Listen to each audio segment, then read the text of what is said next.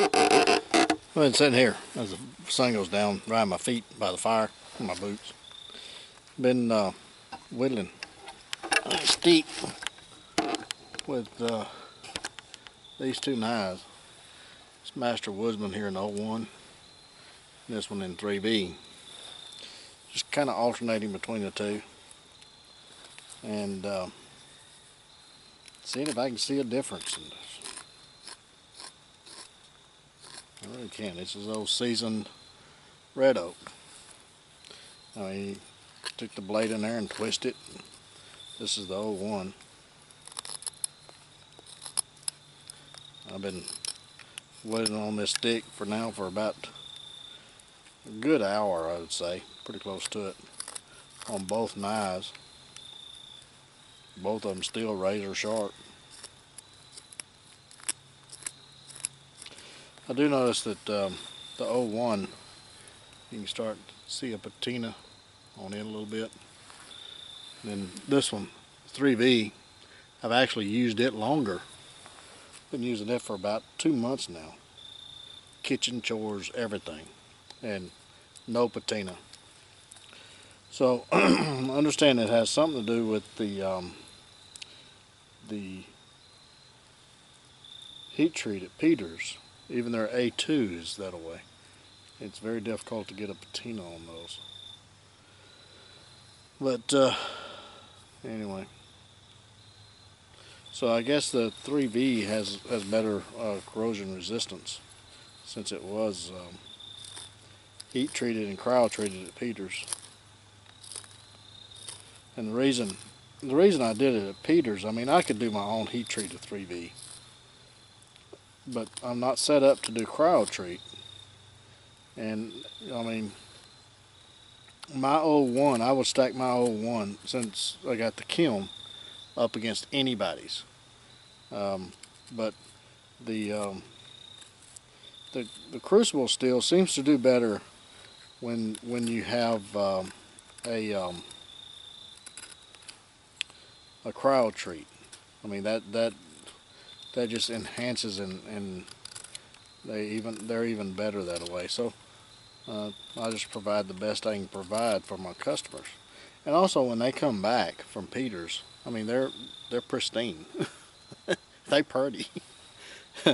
When I heat treat, I have to do a lot of work to get them back to purty, to up to my standards. So it does cut down on the labor a little bit. It is a bit more expensive, so it kind of offsets a little bit on the heat treat cost.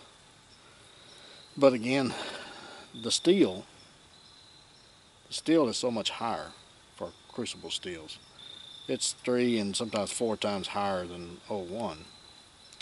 So it's just one of those things where you have to ask yourself, is it worth it to you? I mean, you know, that's just something that you're going to have to answer for yourself.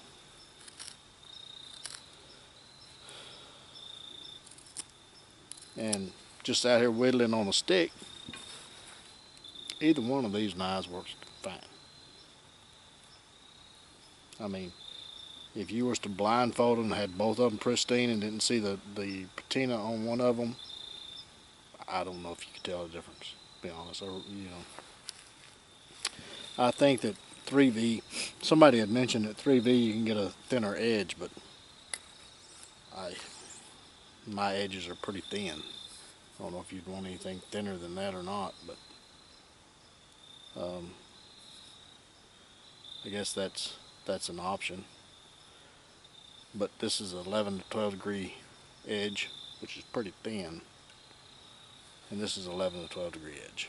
So I mean, they're both the same grinds.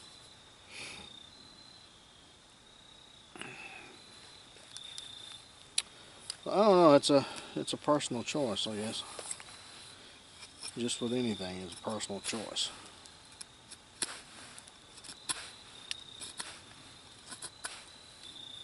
See, that's 01. In the same place. 3V. Same effort. Same curls. You can probably see a difference in the laboratory. Because, I mean, 3V does I mean, it's off the charts on specs. But out here whittling on a stick, I'm not sure doing what we do. Like I said on the head-to-head challenge on both of these knives, I don't think that you're going to be able to tell a difference truly just in day-to-day use. You know, if you want that extra security, then by all means,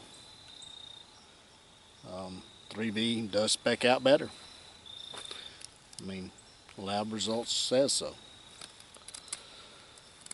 But you're gonna pay for it.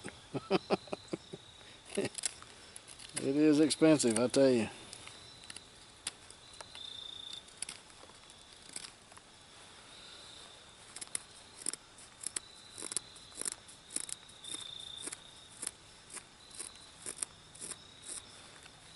Oh man, that Master Woodsman is just some knife, I tell you.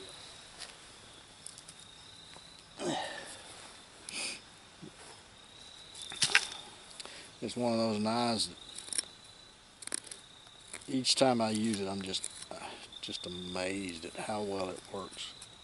When you get it right there in that sweet spot right there, and it'll hog some material off, especially that Scandi.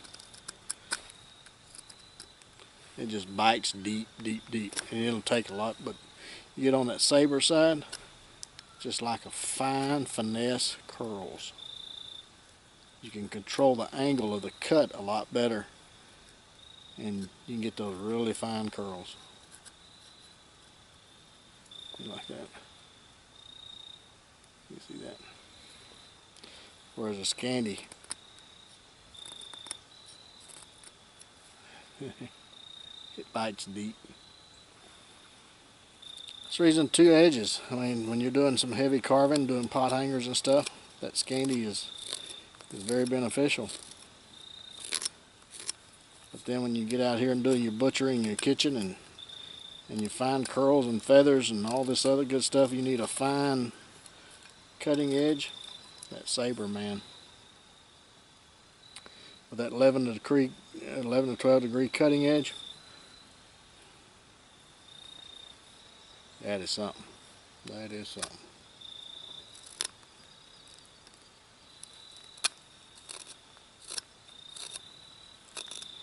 Alright, I need to stir up my fire. Put my wood chips in the fire. It's getting dark. Oh, the camera looks like it's brighter than what it is. It's almost. Another reason we got that little dip right there. Whereas the Model 1 don't have as much of a dip. But I prefer the little offset there for this reason.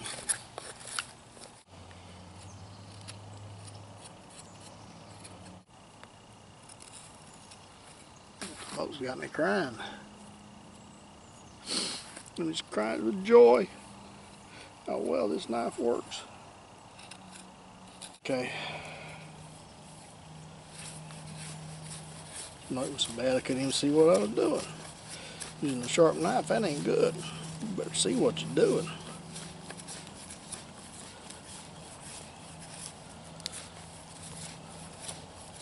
I'm going to sit here and play for a while. I hope you got some tips and tricks out of this and kind of get an idea of why.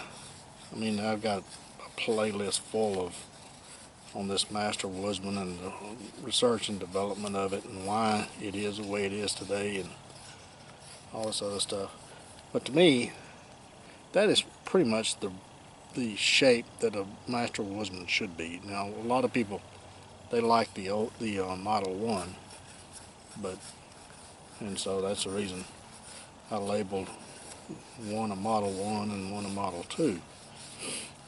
But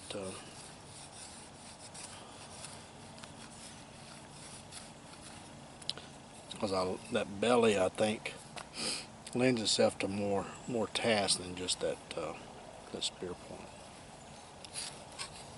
But not everyone uses a knife the way I do. It's a shame. I think they should. But they don't. So maybe the Model 1 fits your needs better. I'm not sure.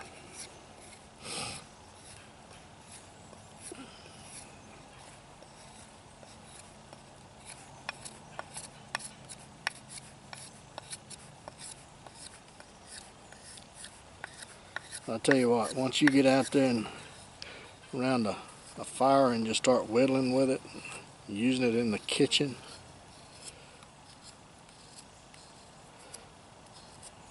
just using it for every and anything that you do. Open your mail with it. I mean, just everything. To get to understand the knife and all those little curves and intricacies of it, and understand what those curves and shapes of the blade and different grinds, what they're good at, then you really don't understand the knife. And it actually looks awkward in your hand until you understand how it performs and how it functions. So,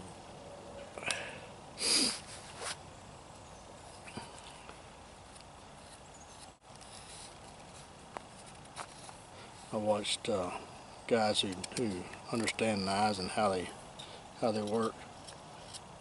Dan Lutz has a video of him taking a Master Woodsman and filleting a fish with it.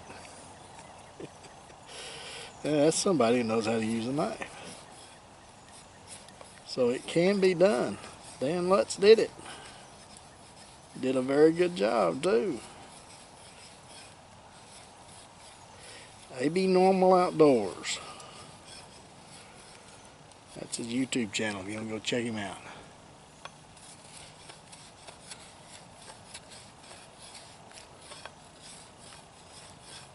Sample of what the two different blade styles will do.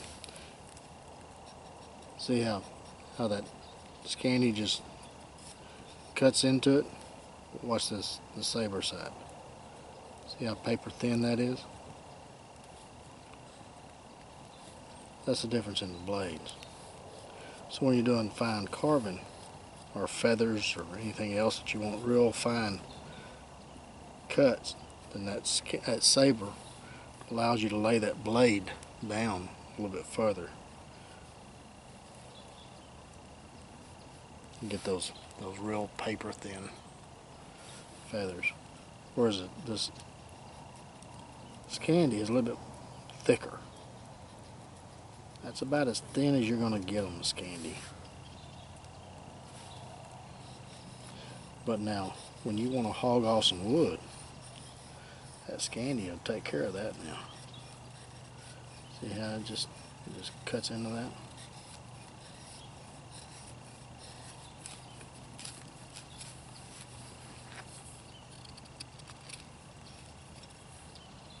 When we get up there on that saber side, you can do some real fine detail work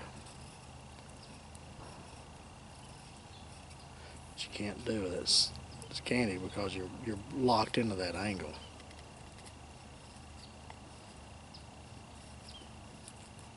There, with the saber, you can do those fine cuts.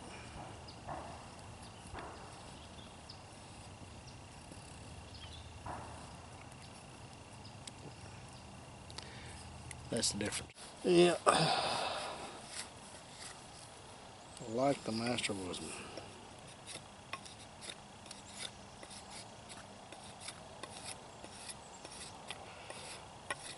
Every time I use it like this, I fall in love with it all over again.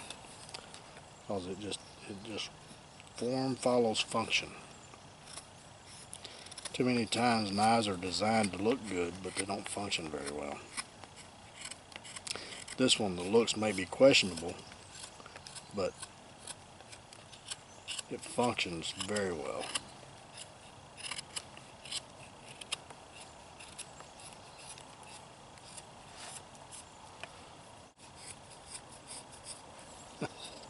It's just amazing.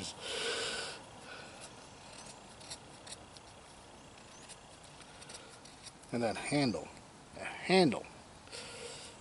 Man, why would you want a square, boxy handle?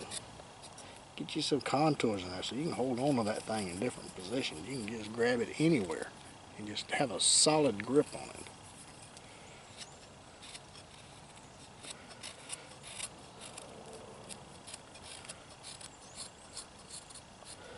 And having little square handles or even a broom handle.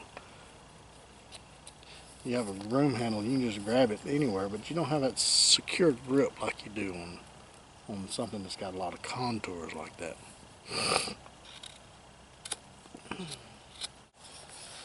I got tired of using knives that just was lacking in so many different areas. So I set out to design a knife that performed many tasks and performed them very well. And that's the result. Master Woodsman. Not me. I'm not a Master Woodsman. That's a Master Woodsman.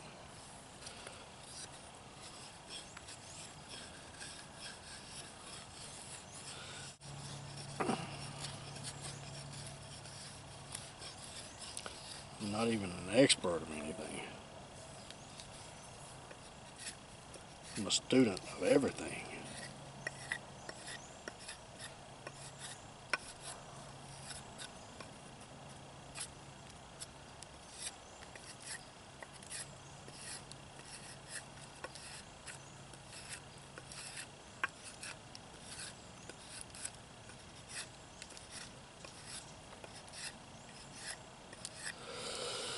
Well, I've done enough video on this.